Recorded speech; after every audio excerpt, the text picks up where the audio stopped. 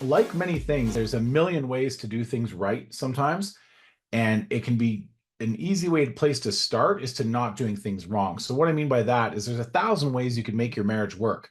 But I'm pretty sure if you get drunk and punch your wife, your marriage is not going to work. Sometimes ways to figure out that if you just don't do the things that ruin it and just do the opposite of those things, that's a great way to try and see what are the actual ingredients of success, if that makes any sense. I think it's important before we start like with what you can do, let's talk about what you shouldn't do or why CRMs fail. And as I probably alluded to at the beginning, the number one thing is adoption. If you don't get adoption, then all of a sudden things stop working. What you expect to be there isn't there. And then it starts to become fragile, right? In that it's very easy to break the CRM or get roadblocks. So you start removing roadblocks, you start removing constraints that are there to create healthy friction to ultimately make it so you follow your process better. So, what I mean by that is if you're going to open up a McDonald's, if you went and bought a franchise, well, they're going to tell you to make the burgers a certain way. They're going to tell you to hire the certain kind of people. They're going to tell you to make the coffee a certain way. They're going to tell you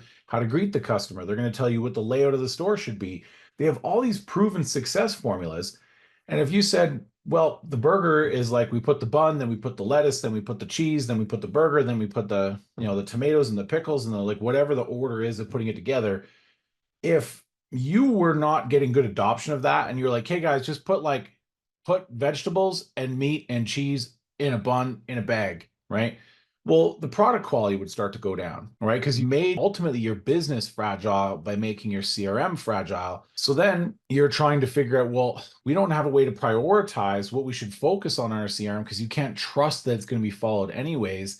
And so you're trying to figure out, well, what other tools do we need? So you start trying to get all these things to plug into it. And then because you have all these things that are trying to plug into it, then you have a lack of support, right? You can't get an equal level of support from, say, Sales Rabbit as you can from the Job Nimbus or HubSpot or Company Cam or Sumo Quote, right? You're really reliant on all of these teams being willing to work with each other. And then ultimately, when you get bad data in your CRM, you just stop using it.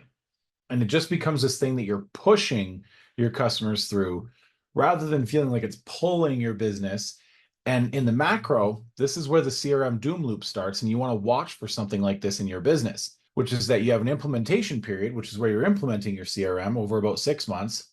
Then you have this period of 18 to 24 months of decreasing usage. And I've watched this happen with our own clients, which is why we've implemented things like the monthly check-ins, the quarterly business reviews, annual renewals, because we're trying to maintain the quality of our builds over time. And I've watched as customers are in here for 12 months or something, and all of a sudden all the processes start to fall apart. And we have to go back and be like, no, remember this, remember this, remember this. But if you don't manage it and you have this decreasing usage period where those 5 things start happening, well, then you go CRM shopping for a couple of months. So that's what's going to happen here in October. I'm counting on it. It's as sure as the rain's coming and the snow's coming, which is that people start saying, what's the best CRM in the roofing Facebook groups? And then they start to make business decisions by votes from people who have biased opinions, people who have the wrong opinions, or people who are in such a vastly different position than you that you shouldn't be taking their opinion and making business decisions on it.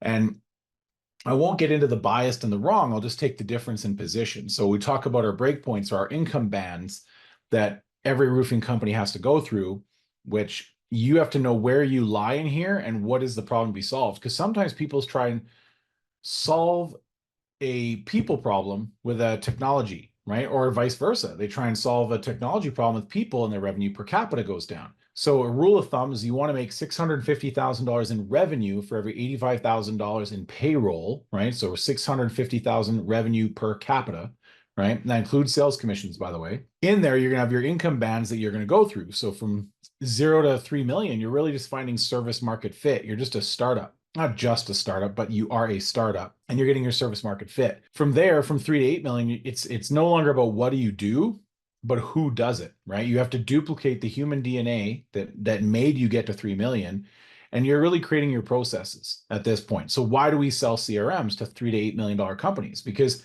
one of the hardest parts about setting up your systems and processes that made you successful to 3 million is having a system in which to manage them.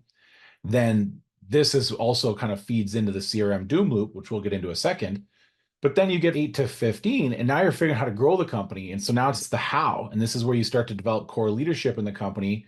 Because at 8 million, if you're doing 650,000 revenue per capita, well, you've got like 13, 14 employees. It starts to get really hard to be a great leader to that many people as a direct report. And so that's where you have to set up core leadership.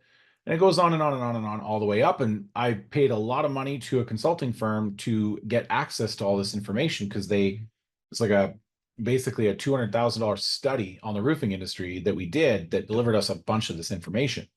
Now, from there, we have to think again, how does the Doom Loop start? So we're going to get into some cool HubSpot stuff in a sec, but I want to talk about if you're trying to use technology, right? If you came here to say, what are some cool things I can do with my CRM?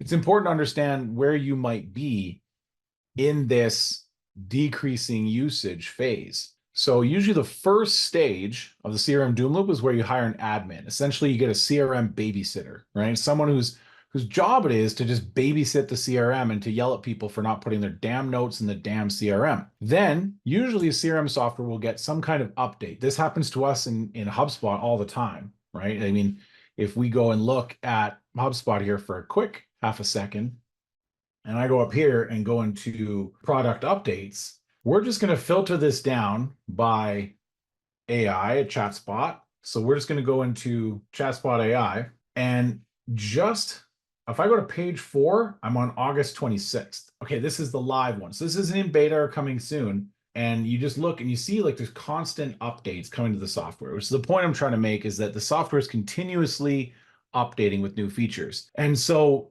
these new features are generally created based on the users giving feedback to the people who make it. So you want to be taking advantage of those things, but then things start to break because you're not treating this like a piece of factory equipment that requires maintenance, that requires you to be looking and saying, hey, how can we make this little piece of factory equipment work better?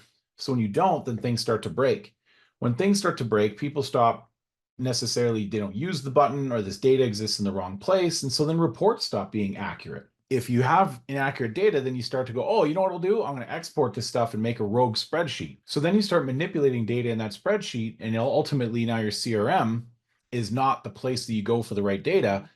And then new users don't get proper training, right? So now the new users get like this kind of watered down version of the training. And so now even the spreadsheets have bad data because they're not even seeing the importance of entering certain information, because there's nowhere in the CRM where that data becomes relevant, because somewhere in the company is just exporting it to a spreadsheet that they don't see.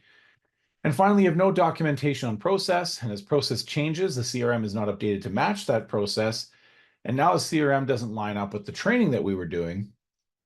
And I've seen this happen where, for example, a client that was on HubSpot, and then they went to Market Sharp, and then they went to Job Nimbus, and then they came back to HubSpot.